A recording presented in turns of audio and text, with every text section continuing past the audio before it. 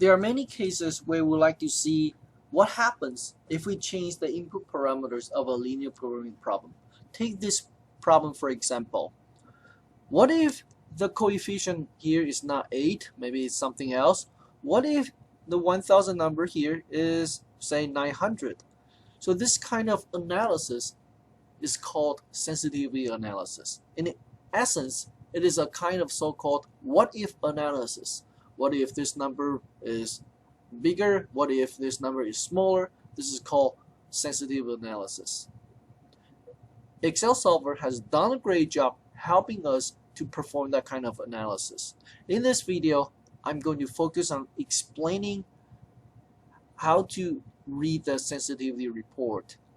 I'm going to use another video to explain how Excel generates this kind of report and graphically show you the meaning of them. So here's the sensitivity report we generate from Excel Solver when you solve this problem. It has two parts, upper part and bottom part. The upper part regards the coefficients in the objective function. We have two coefficients here, two decision variables, and therefore two objective coefficients here. That's why we have two entries, two rows here. We have 4 constraints other than the non-negativity constraints. That's why we have 4 rows here. So let's first look at the upper part. First of all, it's very important to notice that this entire sensitivity report is valid only when you change one number at a time. It is useful only when you change one of the coefficients at a time, or you change one of the right hand side constants of the constraints at a time. Now let's see how we can interpret the report. First, final value is simply the optimal solution. So it says that x1 should be 320, x2 should be 360. That will give you the optimal solution. Objective coefficient, that's the current coefficients we have. Okay, so this is the important part. Allowable increase and decrease. Allowable increase means that the coefficient 8, for example, can increase up to another 2 units without changing the current optimal solution. Allowable decrease of 4.25 means that you can decrease this 8 by up to 4.25 units without changing the current optimal solution. In other words, we can create a so-called range of optimality, which means the range where the coefficient value can stay without changing the current optimal solution. And this range for this coefficient is between 3.75 and 10. 3.75 because we can decrease this number by up to 4.25, so a minus 4.25. 10 because we can increase this number by up to 2, so a plus 2, so that's 10. So if the coefficient here is any number between these two numbers, then we know that the optimal solution will remain the same. Likewise, we can create the range of optimality for the other coefficient, which is in this range. Now, let me give you an example to see how we can put it into application. So if the objective is 10x1 plus 5x2 instead of previously 8x1 plus 5x2, what is the optimal objective value? Is it still 4360? Okay, so where do we get 4660? You get it simply by plugging these two numbers into the original objective function. But now we say, well, you know what? What happens if this coefficient is not 8, it's 10? First step, 10 is an increase of 2 from 8. So we check out the allowable increase. It says that you can increase this coefficient by up to 2 without changing current optimal solution? Well, the change we observe is 2, which is within the allowable increase, so we conclude that the current solution remains optimal. So we can calculate the new objective value. We just plug in the original optimal solution into the new objective function, and we get 5,000.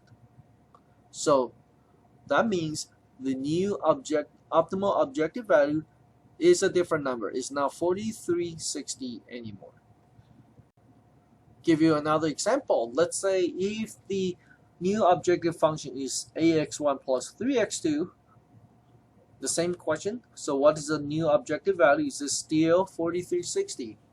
In this case, we decrease the second coefficient by 2.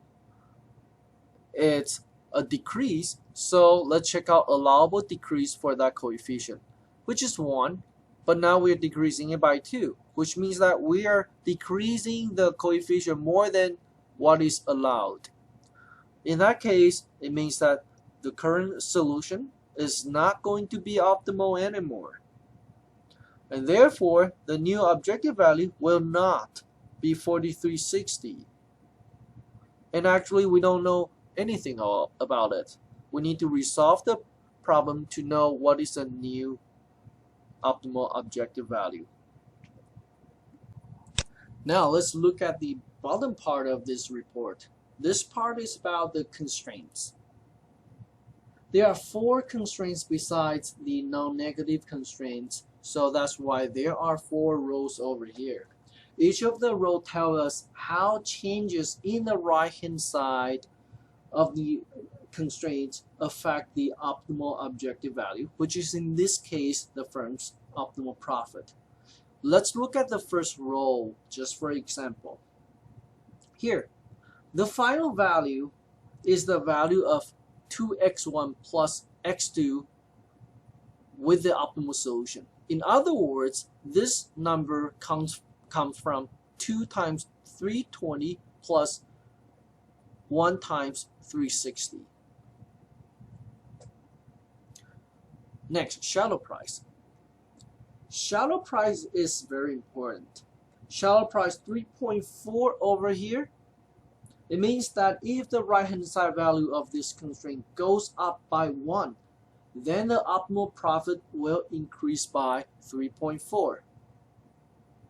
In other words, shallow price is the amount of increase in the optimal objective function value when the right-hand side value of this constraint goes up by 1. What is the interpretation for shallow price then? For this type of less or equal to constraint, it means the value of having one more additional resource. For example, shallow price 3.4 means that if we have one more additional unit of this resource, then the optimal profit for this company will go up by $3.4. Therefore, this 1 unit of additional plastic material would worth $3.4 to the company, and the company should not pay more than $3.4 to obtain it. What about the allowable increase or decrease? Allowable increase of 100 here means that you can increase the right-hand side value of this constraint by at most 100 without affecting the shallow price.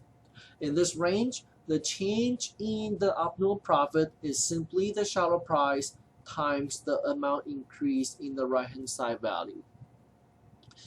For example, if the right-hand side value of the first constraint goes up by 100 to become 1,100, then first, this increase is lower than is within the allowable increase, so that means the optimal profit will go up by $3.4 times 100, so which means that it will go up by $340.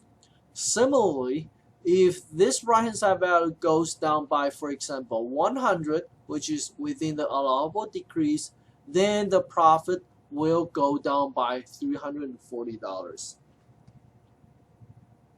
But if the right-hand side value goes up by more than the allowable increase or go down by more than the allowable decrease, then this report cannot tell us anything because the shallow price in those cases will be different.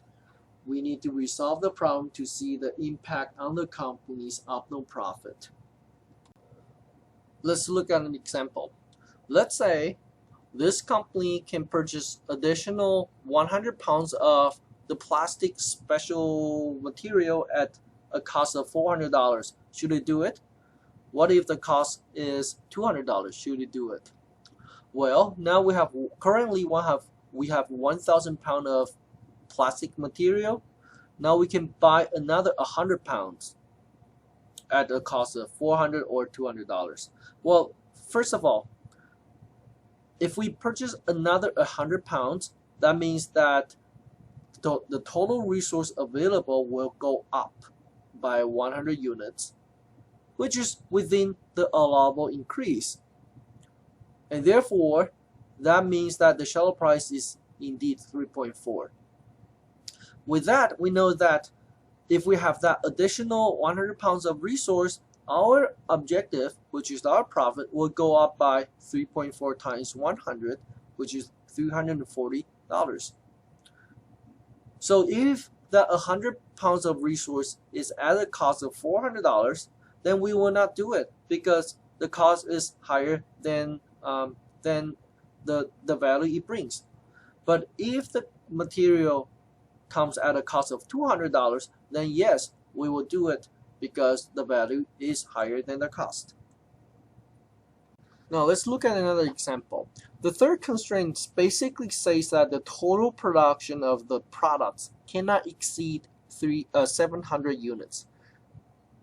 Should the company try to increase that production limit? If we look at the third row over here, we find that the shallow price for the third constraint is 0, which means that increasing or decreasing the production limit will not affect the objective, which is the profit.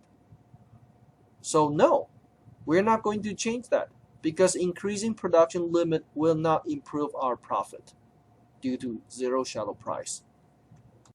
There's an interesting observation here. You'll find that if the shallow price is not 0 for a constraint, then the final value will be the same as the constraint right-hand side value. We say that a constraint is binding if the final value here equals to right-hand side constraint, just like the first row. Otherwise, we say that a constraint is non-binding, such as the third and the fourth constraints here. The binding constraints are the constraints that determining the optimal solution. Economically speaking, the first constraint is binding, means that all of the plastic material is used up. We cannot further improve the company's profit because we run out of that resource. That's why having more plastic material can improve the company's profit. On the other hand, non-binding constraints have 0 shallow price because it means that the resource is not fully used up. They are left over, so obtaining additional resource would not help the company.